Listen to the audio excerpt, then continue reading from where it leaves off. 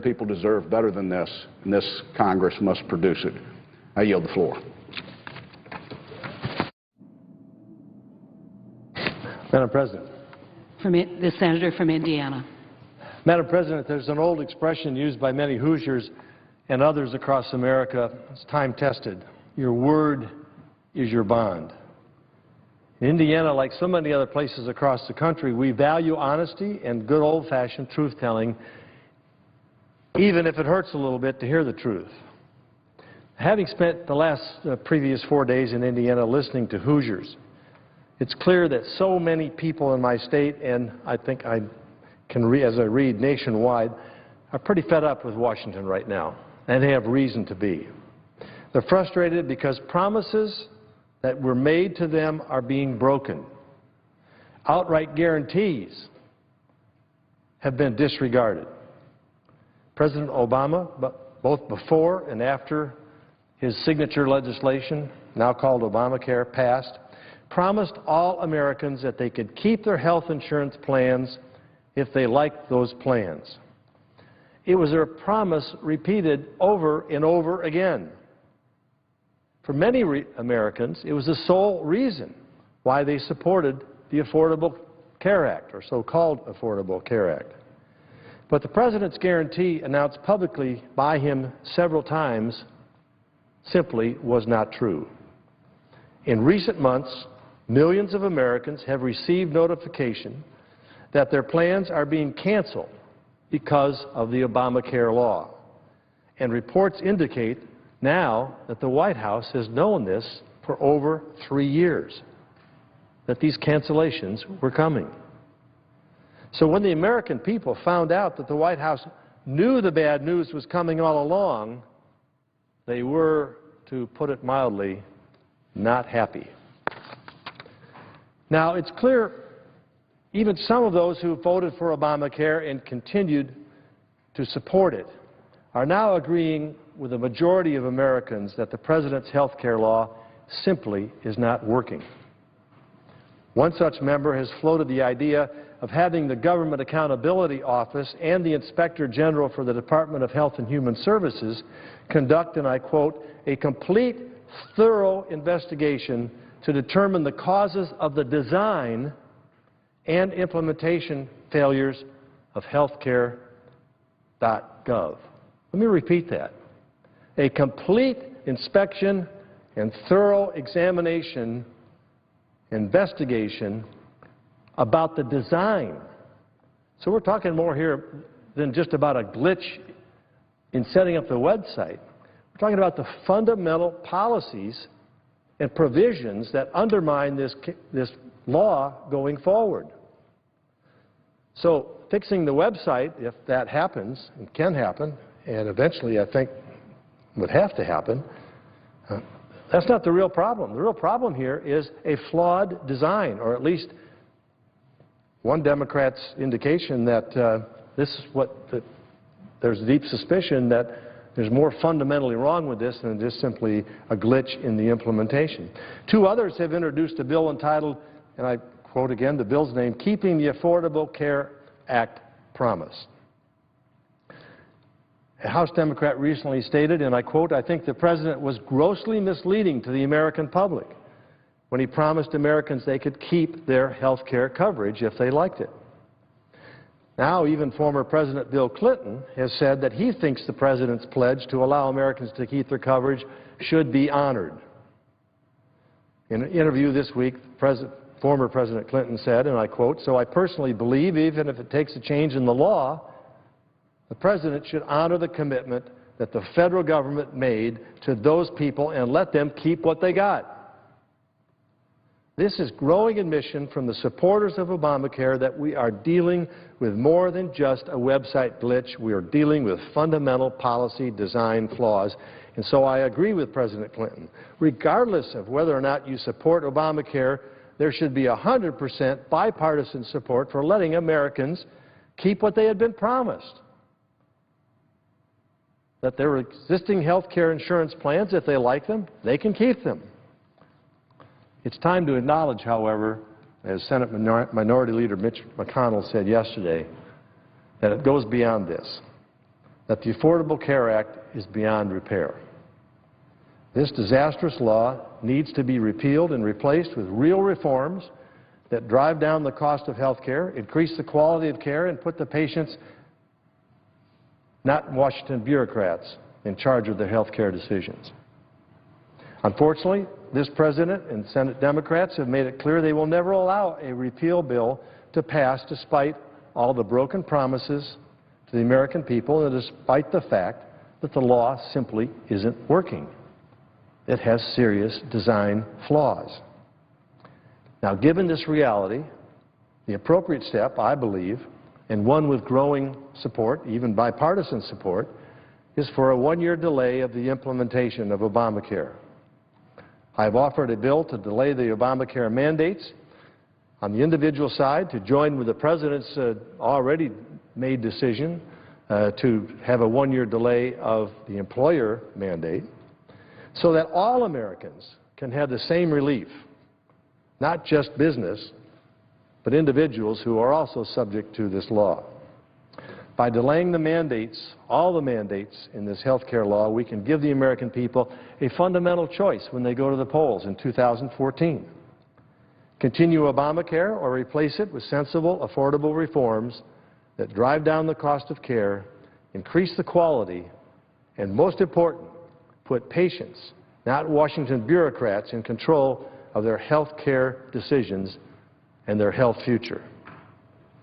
I would say this in closing, Mr. President, your word needs to be your bond. As Albert Einstein once said, whoever is careless with the truth in small matters cannot be trusted with important matters. Madam President, I yield the floor and note the absence of quorum. Clerk will call the roll. Mr. Alexander.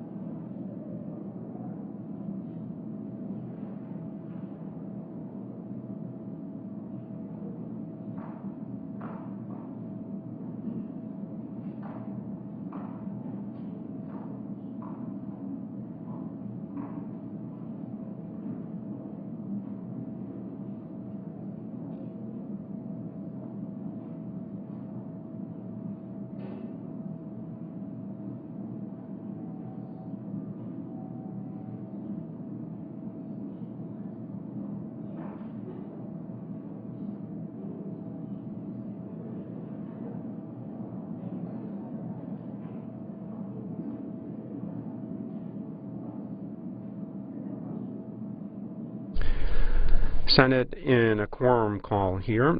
Today, the Senate is working on a bill giving the FDA oversight over pharmacies that sell compound drugs. No votes for today have yet been announced. Members will recess between 12:30 and 2:15 for party lunches. And during this morning's quorum calls, we're showing you some of the hearing taking place now in the Senate Homeland Security Committee. They're holding a confirmation hearing for Jay Johnson to be the new Department of Homeland Security Secretary, and we'll go to that now. Let's give it to him.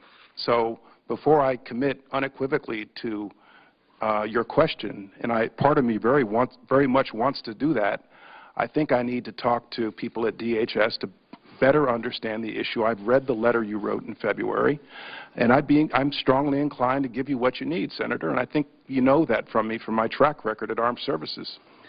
Well, sir, again, I have an obligation to the citizens that I represent. Right now, in their view, our border is not secure. And without your cooperation as to informing the Congress as to what measures need to be taken in order to assure 90% effectiveness, then I can't serve my constituents. And I hope you understand that. Senator, you will have my cooperation. I promise that. I'm not asking for cooperation. I'm asking for information. Let me just Senator McCain, are you yielding back your time? Okay. Let me just make a suggestion. Months ago, earlier this year, Senator McCain was good enough to host me in his state, and we spent a lot of time meeting with his constituents, traveling along the border, talking with the folks from the Department of Homeland Security, the Border Patrol. I would urge you early in your tenure, if confirmed, see if you can't head down there and spend some time, especially in Arizona and in the eastern part of Texas. I thought it was illuminating for me, very, very helpful, and I think it would be for you as well. Well, could I thank the chairman for traveling down there. I thank Dr. Coburn, who also has traveled and spent extensive time down there. And both of you understand very well the frustration that my constituents feel when they live in an environment where nightly people are crossing their property, where ranchers have been killed. This is not an academic exercise. And it seems to me that an obligation to the Congress of the United States would be to provide us with information that we couldn't get when we were putting the comprehensive immigration reform together, and we had to go direct to the Border Patrol to get the required information. Now, I was told that that was because the White House had said that the Department of Homeland Security shouldn't provide us with that information. But how can we carry out our functions of oversight if we don't get the kind of information we need to make the decisions that this committee is responsible to make? I'd just say it would relate to the fact that when we were promised information and didn't get it by the former secretary. Okay. Thanks, Mr. McCain. Senator Levin? Thank you. Senator Levin and then Senator Begich. Thank you very much, Mr. Chairman. And first, let me thank you, Mr. Johnson, for your answer to the call to public service again, and the answer being yes, and your family. We thank them for the support which is so essential to all of you who have taken these jobs with such responsibility. You and I have talked in my office about a number of things, and one of them I want to get into some detail on this morning has to do with the fact that we have about 2 million corporations that are created every year in the United States by our 50 states. That's more than the rest of the world combined. The states approve these incorporations without ever asking who the real owners of the corporations are. Who are the beneficial owners of these corporations? Some of these corporations get involved with Medicare fraud, tax evasion, terrorism, smuggling, drug trafficking, and other wrongdoing. Now, just a few months ago, in June, at the G20 summit, 20 leaders, including President Obama, reached the consensus that it was time to stop creating corporations. Call be lifted. Without objection. And I ask for permission to speak as if in morning business. Without objection. Thank you. Madam President, it hasn't been even a month since the end of the Republican shutdown of the government, and they're already back at trying to paralyze the government again. Yesterday, the Republicans blocked an up or down vote on the nomination of Nina Pillard to the D.C. Circuit Court of Appeals. This filibuster comes just 1 week after Republicans filibustered the nomination of Patricia Millett to the D.C. Circuit, and less than a year after Republicans filibustered Caitlin Halligan, who eventually just gave up and withdrew her nomination. Republicans now hold the dubious distinction of having filibustered all 3 women that President Obama nominated to the D.C. Circuit. Now, collectively, these women have diverse experiences in private practice, in government, and in public interest law. Between them, they have argued an amazing 45 cases before the Supreme Court and have participated in many more. All 3 have the support of a majority of senators. So why have they been filibustered? Well, the reason is simple. They're caught in a fight over the future of our courts, a fight over whether the courts will be a neutral forum that decides every dispute fairly, or whether the courts will be stacked in favor of the wealthy and the powerful. You know, every day in Congress, we deal with the influence of powerful groups and their armies of lobbyists. But in our democracy, when we write laws, sometimes we can push back on that power. In our democracy, we have tools that can be used in the legislative process. Tools like open debate and public opinion and political accountability. Tools that can help the people win these fights. I saw it happen up close in the 2008 financial crisis when we were able to get a strong Consumer Financial Protection Bureau despite the efforts of the large financial institutions to kill it. But the story doesn't end when Congress passes a law. Powerful interests don't just give up. They shift their fight to the courts because they know that if they can weaken or overturn a law in court, they turn defeat into victory.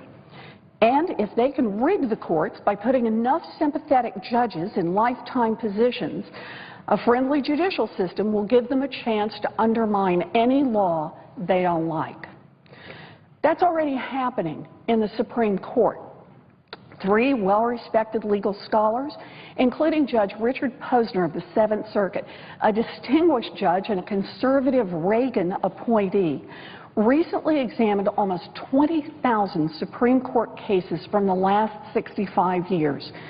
The researchers concluded that the 5 conservative justices currently sitting on the Supreme Court are in the top 10 most pro-corporate justices in more than half a century.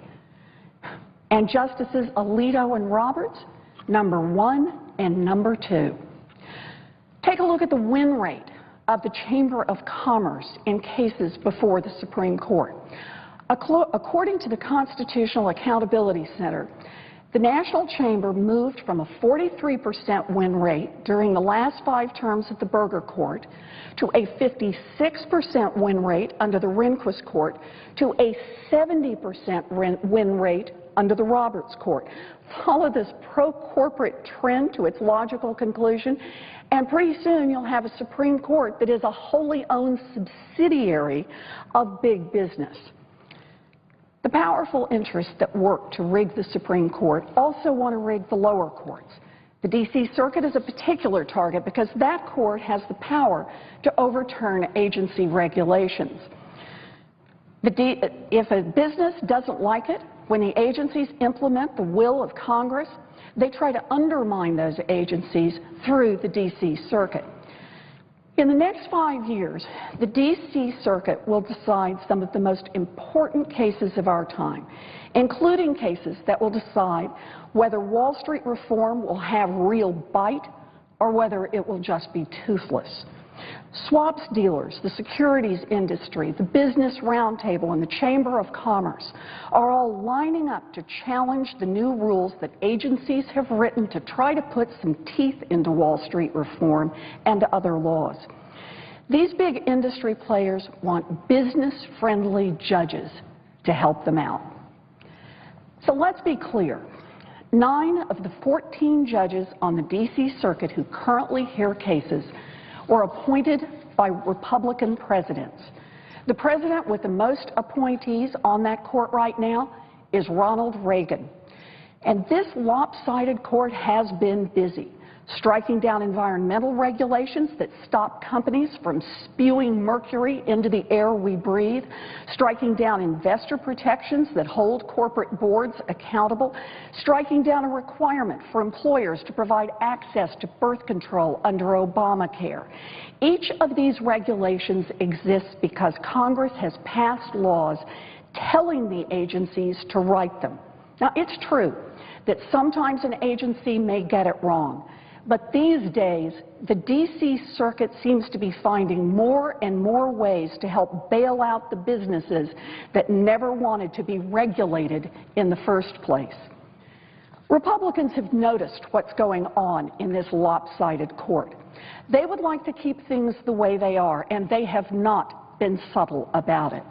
Many Republicans have talked openly of their opposition to any new judges to fill the 3 vacancies on this court, precisely because the new nominees will give the court more balance and fairness. Republicans may prefer a rigged court that gives their corporate friends and their armies of lobbyists and lawyers a second chance to undercut the will of Congress, but that's not the job of judges. Judges aren't supposed to make law. Judges aren't supposed to tilt politically one way or the other. Republicans may not like Wall Street reform. They may not like Obamacare, but Congress passed those laws. President Obama signed those laws. President Obama ran for re-election on those laws, while his opponent pledged to repeal them, and his opponent lost by nearly 5 million votes. It is not up to judges to overturn those laws or their associated regulations just because they don't fit the judge's policy preferences. There are 3 vacancies on the D.C. Circuit, and the President has nominated 3 impressive people to fill those vacancies, including Patricia Millett and Nina Pillard. These nominees are not ideological. They have extraordinary legal resumes and have received bipartisan support from top litigators around the country. They are among the top legal minds of a generation. This is how the President plans to push back against efforts to tilt our judicial system, by nominating judges who will be judges, judges who will be fair, judges who will be even-handed, judges who will have the diversity of professional experience to understand and consider all sides of an issue. I understand that Republicans may prefer to keep the D.C. Circuit exactly as it is. But Article 2, Section 2 of the Constitution says that the President of the United States nominates judges with the advice and consent of the Senate. There is no clause that says, except when that President is a Democrat. Democrats allowed President George W. Bush to put 4 very conservative judges on the D.C. Circuit. All 4 are still serving, one as Chief Justice of the United States Supreme Court. There are 3 vacancies in the D.C. Circuit Court of Appeals. The President of the United States has nominated judges to fill those vacancies. That's his job. And it is the job of the Senate to confirm highly qualified independent judges. That's how our system works. That's what the Constitution demands. Republicans these days don't seem to like that. They keep looking for ways to keep this president from doing his job. So far, they have shut down the government, they have filibustered people he has nominated to fill out his administration, and they are now filibustering judges to block him from filling any of the vacancies with highly qualified people. We need to call out these filibusters for what they are: naked attempts to nullify the results of the last presidential election, to force us to govern as though President Obama hadn't won the 2012 election. Well, President Obama did win the 2012 election by 5 million votes. And he has done what the Constitution requires him to do: nominated highly qualified people to fill open vacancies on the federal bench. If Republicans continue to filibuster these highly qualified nominees for no reason other than to nullify the president's constitutional authority, then senators not only have the right to change the filibuster rules, senators have a duty to change the filibuster rules. We cannot turn our backs on the Constitution. We cannot abdicate our oath of office. We have a responsibility to protect and defend our democracy, and that includes protecting the neutrality of our courts and preserving the constitutional power of the President to nominate highly qualified people to court vacancies. Thank you, and I suggest the absence of... Whoop. And I have 5 unanimous consent requests for committees to meet during today's session of the Senate. They have the approval of the majority and minority leaders. I ask unanimous consent that these requests be agreed to and that these requests be printed in the record. Without objection. Morning business is closed. Under the previous order, the Senate will resume consideration of the motion to proceed to H.R. 3204, which the clerk will report. Motion to proceed to H.R. 3204, an act to amend the Federal Food, Drug, and Cosmetic Act with respect to human drug compounding and drug supply chain security and for other purposes. Madam President, Senator from Massachusetts. I suggest the absence of a quorum. Clerk will call the roll. Mr. Alexander.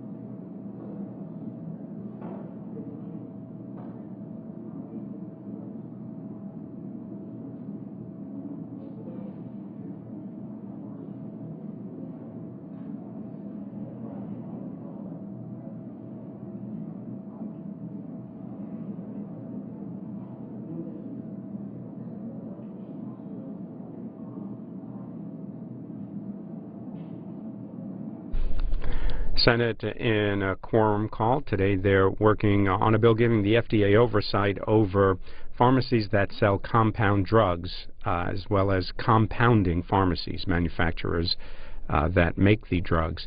No votes for today have yet been announced. Members will recess between 12:30 and 2:15 for party lunches.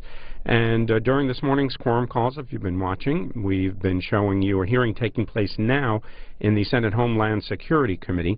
They're holding a confirmation hearing for Jay Johnson to be the new Department of Homeland Security Secretary, and we'll show you more of that during this quorum call. Grants, even though nonprofits can access them. Let me give you an example. Let's say you're a house of worship, but you ran a daycare center, or you leased it out to someone who ran a daycare center. The daycare center was wiped off the face of the earth. They get no capacity to go after grants, but yet a daycare center down the street that may be run by an independent nonprofit has a different lease with a private sector employer or a private sector landlord, can get those grants. And there seems to be an imbalance there. Recognizing that the house of worship, it's not about the house of worship, it's about the facility that was being used.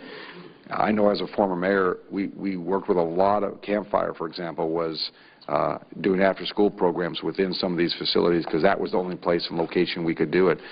What I'm asking you is, would you be willing to look into this issue, assuming that you receive confirmation? I think it's important to provide the services needed and not put people at risk because where they put the facility or the service they were providing to the community.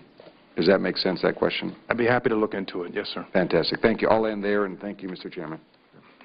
I'm not sure if the issue that Senator Baggage is raising is one. I think legislation has actually been introduced in the House. That's correct. That would allow houses of worship to receive directly, I believe, federal grants for damage done to those houses of worship. And we've had the constitutional scholars look at that legislation carefully. And there are questions that are raised, as you might imagine, about separation of church and state. So while we want to be supportive of whether it's a day school or a soup kitchen or something that's faith-related and has been damaged, we want to be supportive in that regard. I think we have to be mindful of the separation concerns that are raised by that legislation. And I'll just add, if I can, Mr. Chairman, I don't disagree with that, but I will tell you as a mayor, there are many times in communities where the facility is only available in a house of worship run by, for example, like Campfire. And so I understand I'm not a lawyer. Never want to be one, to be frank with you. No disrespect to lawyers. We have plenty in this body. I'm more interested in trying to figure out solutions to a problem. But I just want you to look at it and give me your response. Yes, sir. I'm trying to get out of the legal business, too. I know. And I like that you're going into public service. Thank you. Sometimes Senator Begich and I refer to ourselves, he is a recovering mayor, me as a recovering governor. You could become a recovering lawyer. That'd be good. All right, and speaking of recovering attorney generals. I was going to say, exactly, Mr. Chairman. I am a great to see you. recovering attorney general. So thank you, Mr. Johnson, for being here, and I want to obviously thank you for your willingness to step forward to serve the country again and your family. So we've made some significant progress in taking out members of core al-Qaeda. Yet we certainly have now factions and affiliates that are growing over a very large geographic region. I mean, you look at al-Qaeda in the Islamic Maghreb, al-Qaeda in the Arabian Peninsula, al-Qaeda in Iraq to al-Nusra, and al-Shabaab. So what kind of threat do you believe that these groups pose to the homeland? Is the threat growing? Where do we stand with that? And which al-Qaeda affiliate do you believe is the biggest threat? And then as a subsequent question I have for you as well, how big a threat do we face from homegrown violent extremists to our nation? Senator, I have to preface my answer by saying that I've been away from the intelligence for almost a year now, and I know from my experience that threat streams can evolve week to week. Yeah, no, I understand the caveat, but I know you also had substantial involvement with this issue. I would characterize it this way. I agree with you that we've had considerable success in taking out core al-Qaeda. I think during my time at the Department of Defense, we saw the rise of affiliates like AQAP, AQIM, the AQ-affiliated elements of al-Shabaab. We've had some success with respect to those affiliates. And I believe that the way I'd characterize it, we're moving to a third phase where the terrorist threat is becoming even more diffuse, and we're seeing more lone wolf activity, more self-radicalization. Somebody reads a publication, and they're not affiliated with AQ in the traditional manner of accepting formal command, direction, or training at the camps, but they are committing equally dangerous acts of terrorism. And those types of threats are, in my view, harder to detect. And so I think that this ties in with the Homeland Security mission. I think that as we see more of a rise of that kind of threat, we're going to have to be vigilant on the civilian side in law enforcement, border security, and so forth. And how do you envision, I mean, one of the issues, obviously communication is key. Yes. So from your prior experience at DOD, what would be your biggest priority when we look at preventing that threat to our country, which, by the way, you would agree with me, is still a very real threat? Yes. I think communicating with state and local law enforcement, first responders, is key. It's going to be even more significant, I think, in the years ahead. I believe DHS is situated in that regard with vertical sharing of information, intelligence, and analysis. And the first responders are going to have to be in a position to deal with these kinds of situations. Where do you see one of the issues that you and I have talked about at length from your prior position and now that you're going to be a very important position as the head of Homeland Security, this issue of interrogation? How important is it that when we do capture a terrorist, for example, Zawahiri, if we get him tomorrow, how important is it that we are able to conduct vigorous and sometimes lengthy interrogation of these individuals in terms of intercepting attacks and information about their networks? In my experience, interrogation of a terrorist suspect, somebody who's part of one of these groups, has been a gold mine for us in terms of what we learn through national security interrogations. That's been my experience in the first 4 years of this administration. So one of the challenges we face that isn't directly under your purview now, but I think that given the important role you face, that you'll certainly, I would imagine, be offered, I would hope be sought after for advice on this, is how do we deal with this issue in the civilian context of the challenge of if we capture Zawahiri and if you bring him in right into our civilian court system, then we have things like Miranda, speedy presentment, which can interfere with the length of interrogation that you might need to find out what someone knows to make sure that we're getting everything we need to protect our country. I feel like we're sort of in limbo land right now where you and I talked about it in our meeting. Let me hear what you think about this issue and what are the challenges we face and how can we have a policy that allows us to gather information. While obviously I understand we need to preserve future prosecution, but I'm deeply Quorum call be dispensed with. Without objection. Madam President, the question of the week is more important than apologizing. Will President Obama live up to his promise that Americans can keep the care that they have and like? Democrats are clearly running away from embracing this law and are suggesting the President live up to his promise as well.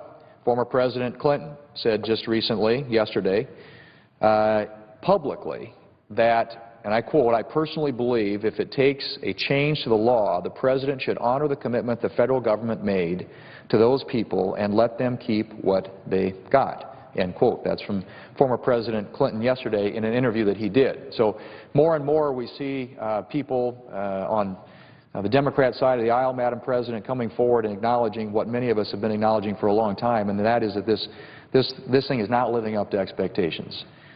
We need a timeout. It's clearly not working, and it's not ready for prime time, and it's obvious that we need to acknowledge that and come up with a plan B.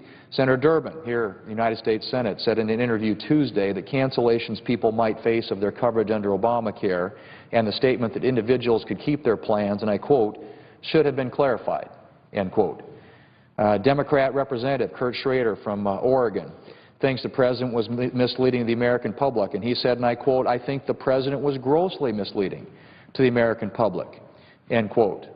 Senator Feinstein, who's not up for re-election, is supporting legislation that would require insurance plans to continue to allow individuals to maintain enrollment in the plans that they like.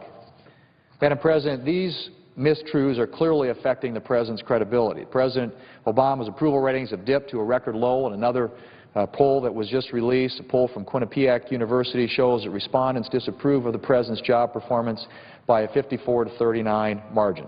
His approval rating of 39% is worse than his previous all-time low of 41% in a Quinnipiac survey done previously. Further, most people, 52%, say that the President is not honest and trustworthy. We are on the verge of another misstatement from this administration where they make promises to the American people that they do not meet.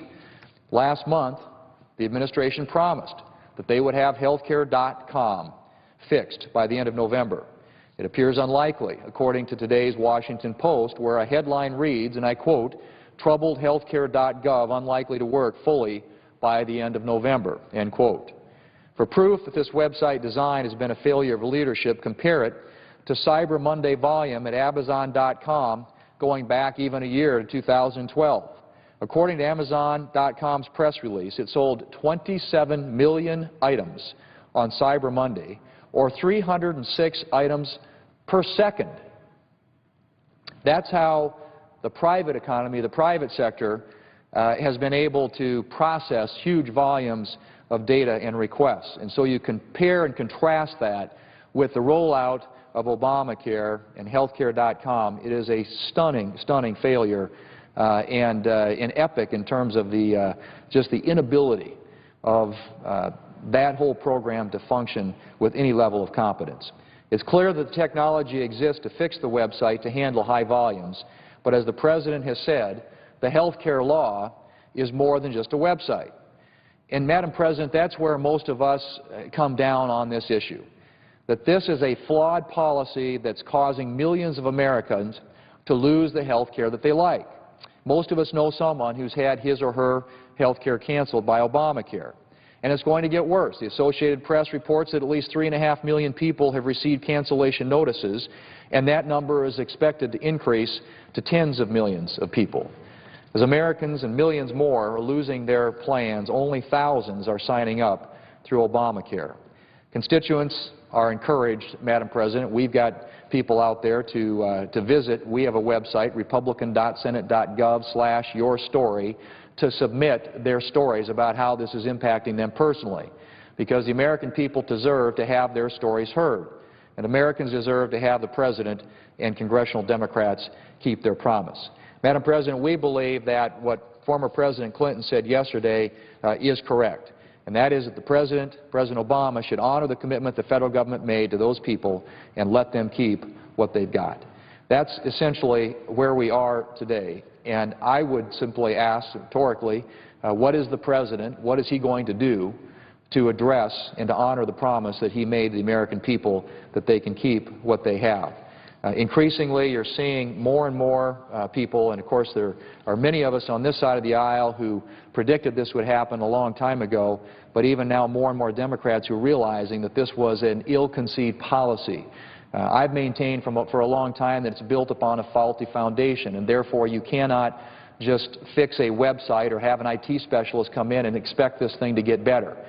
This is a flawed policy. It's having profound, harmful impacts on the American people already.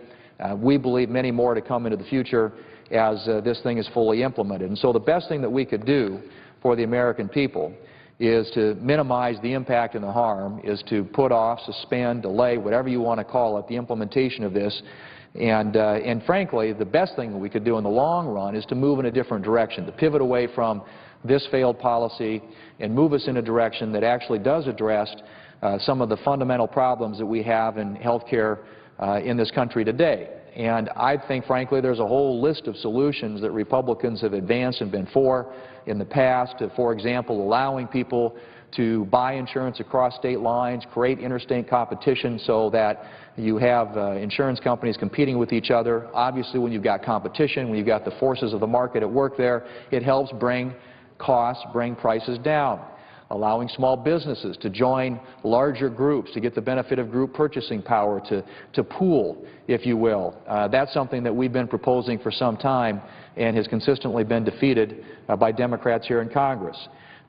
Reducing the cost of defensive medicine by doing away with ending the junk lawsuits that clog up our legal system and drive up the cost of health care in this country. Allowing an expanded use of health savings accounts and those types of vehicles that are out there for people today to put money aside for their health care needs. Allowing people to have a refundable tax credit, that they can buy their own insurance, giving them more choices, creating more competition, and again, putting downward pressure on the cost and the price of health care in this country.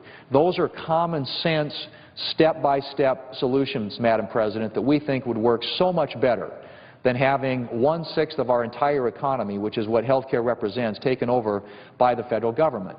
Whenever you have political control of 1/6 of the American economy, you've got a command and control in Washington, D.C. that is driving decision-making across this country.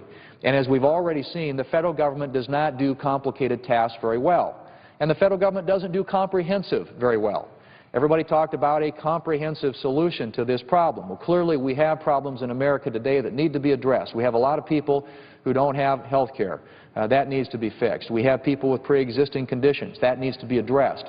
But there are solutions to those problems that don't include and don't entail having the federal government literally take over 1/6 of the American economy, which is what happened with Obamacare. And we're seeing the impacts and the results of that today, Madam President. So I would suggest that we take a time out, that we make a decision, a conscious decision to move in a different direction, a direction that will lead to lower costs for people in this country, higher quality of care, allow people to keep the plan that they like if they like it, allow people to keep the doctor that they like, and keep the cost of health care at an affordable level. One thing we've seen since the Obamacare has been passed and now in the process of being implemented is the promise, too, that people would see their health care costs go down, not up. That promise is another broken promise, because what we're seeing in America today is canceled policies, and as people try to get new policies, increase costs. We're seeing that in the individual marketplace. The President, when he was campaigning for his health care law, said that he would drive the cost down for families by $2,500 per family, and yet we have seen the cost per family increase since he took office by $2,500. And we've got just a an effect on our economy, a cloud hanging over our economy right now because of this massive new regulation, massive amount of government mandate and requirements that people offer government-approved insurance. We've redefined now the work week from a 40-hour work week to a 30-hour work week, and so we have a lot of employers who are creating not full-time jobs but part-time jobs.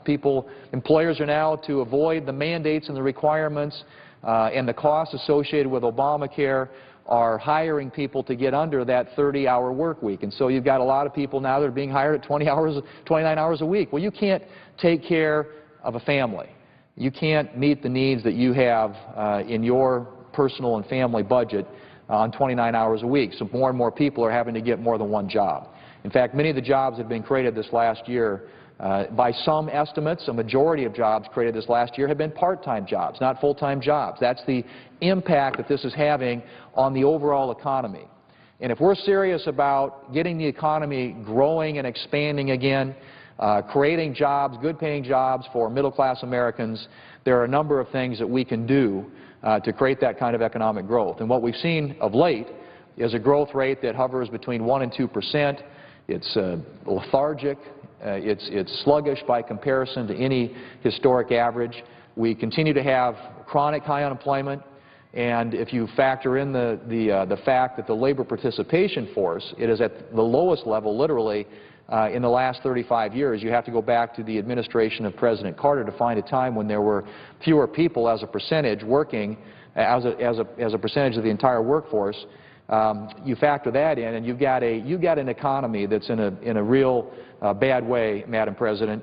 And there are, as I said, a whole series of things that need to be done to get the economy growing and expanding at a faster rate, creating more jobs, increasing the take-home pay for middle-class Americans. But it really starts with starting over, getting a do-over on Obamacare, moving in a direction that actually, Madam President, I would ask for an additional 1 minute unanimous consent. Is there objection? Without objection. I would suggest, Madam President, that it starts with shutting this down and starting over and creating more options, more choices, more competition in the health care economy in this country so that people can get away from the sticker shock that we've seen with Obamacare and get costs down and get away from these cancellation notices that are going out, allow people to keep the care that they have and that they like, and allow them to keep the doctor that they have and they like, all of which right now is not happening, and all of which are broken promises under Obamacare. So, Madam President, we can do better. We should do better for the American people, but until we decide that this was the wrong direction and pivot and go in a different direction, we're going to continue to see the results that we have today. Higher cost, more cancellations, people not being able to keep the care that they like or the doctor that they like. We can do better and we should do better. Madam President, I yield the floor. President. Senator from Minnesota. Madam President, I'd like to talk for a few minutes about a subject that will affect all of us at some point in our lives, the safety of our medicine. If my child or my wife urgently needed medicine, I would have a number of questions. Will my loved one get well? What's going to happen? But I should never have to ask the question whether the medicine that my family is given is safe and whether it is what the doctor says it should be. But more than 1,000 patients and their families across Minnesota found it necessary to ask that question last year during the meningitis outbreak.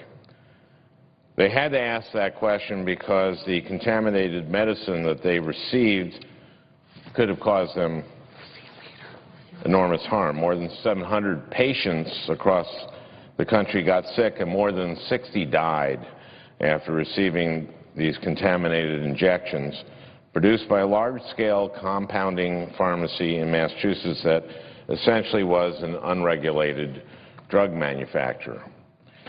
In Minnesota, we specialize in medical innovation. We have some of the best doctors and healthcare systems and biomedical pioneers anywhere in the world. And our nation has an incredible capacity for innovation and development in this field.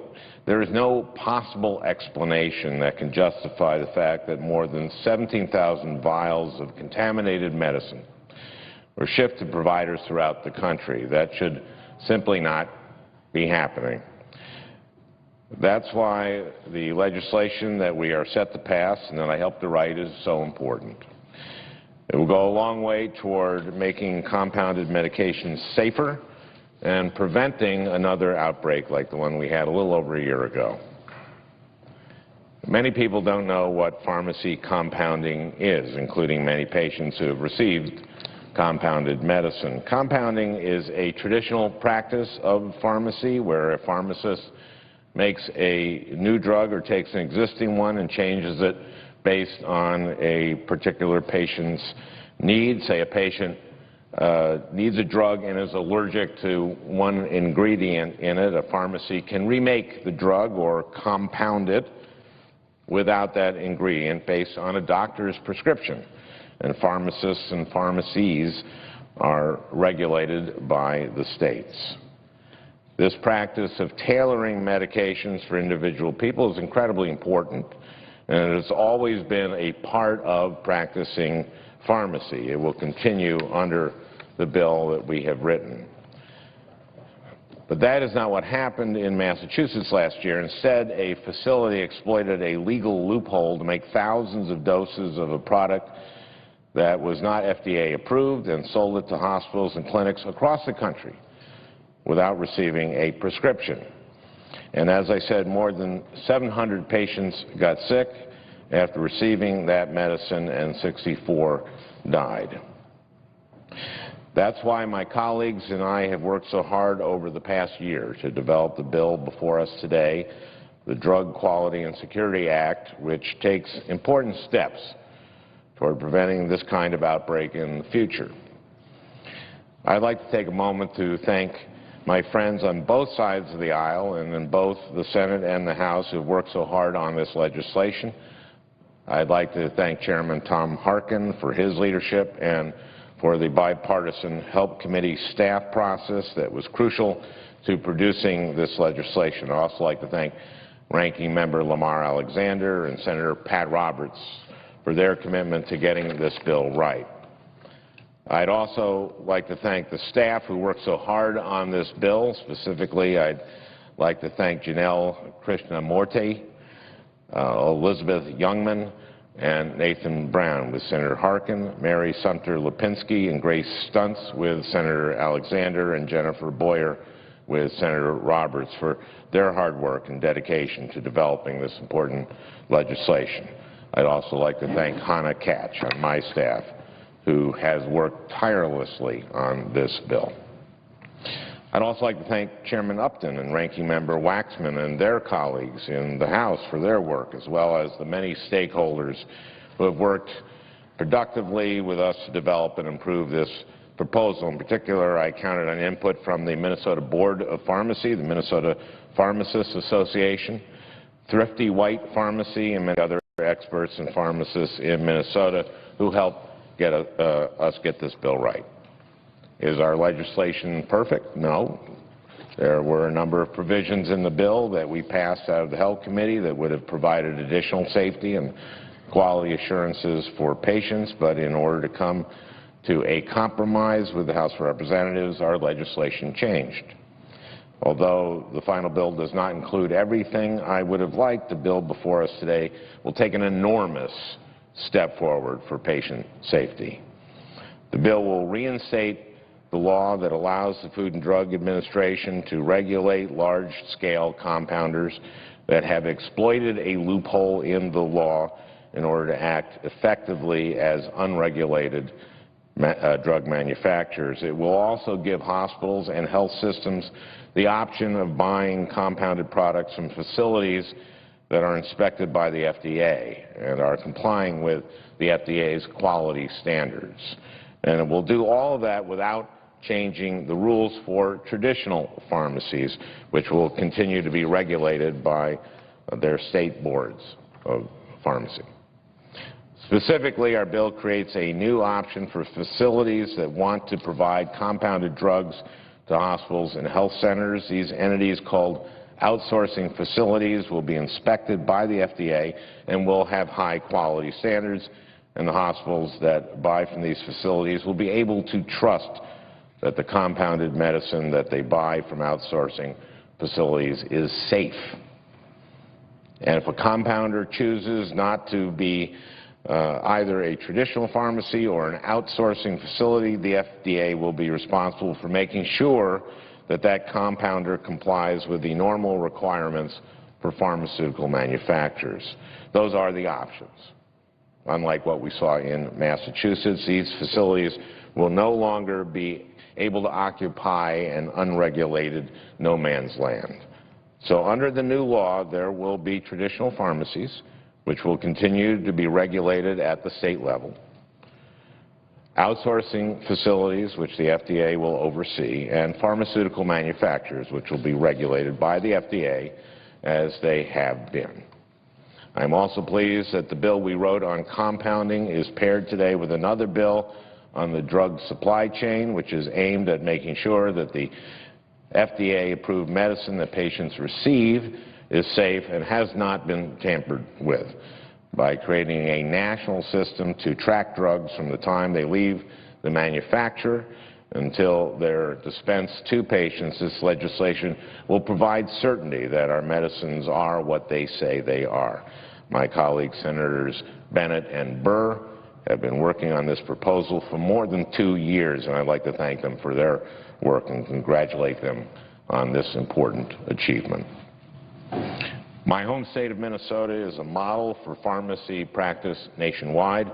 Not only does our state have important protections for compounding pharmacies that have kept the medicine made in Minnesota safe, but Minnesota pharmacists have also led the nation in developing innovative new ways of helping their patients get the right medicine at the right time. For example, pharmacists at Hennepin County Medical Center in Minneapolis found that when a pharmacist reviewed the prescriptions for patients with complex conditions before they were discharged from the hospital, those patients had fewer problems related to their medicine and were 50% less likely to be readmitted to the hospital. So it saved a lot of money. It cost HCMC about $112,000 for pharmacists to provide this service, and it saved the hospital nearly $600,000. This is exactly the kind of innovation that we are known for in Minnesota, and our pharmacists are on the front lines of this kind of reform and discovery. The pharmacists at HCMC and those around Minnesota do incredibly important work. They provide access to needed medicine for thousands of patients every day. Those pharmacists and their patients must be able to trust that the medicine is safe and that it will work. The Drug Quality and Security Act will take an important step toward preventing another outbreak like the one that we saw last year, and I urge my colleagues to join me in passing the Drug Quality and Security Act into law. Thank you, and I yield the floor. Madam President. The Republican whip. Madam President, in a front-page story yesterday, the Wall Street Journal reported that fewer than 50,000 people had successfully used the federal Obama website to enroll in a private health plan. Less than 50,000. Meanwhile, we know that millions of Americans are already getting a cancellation notice from their insurance company telling them that their current policy, even if they like it, will no longer be available. In other words, if you like what you have, it turns out you can't keep it, as millions of people are finding.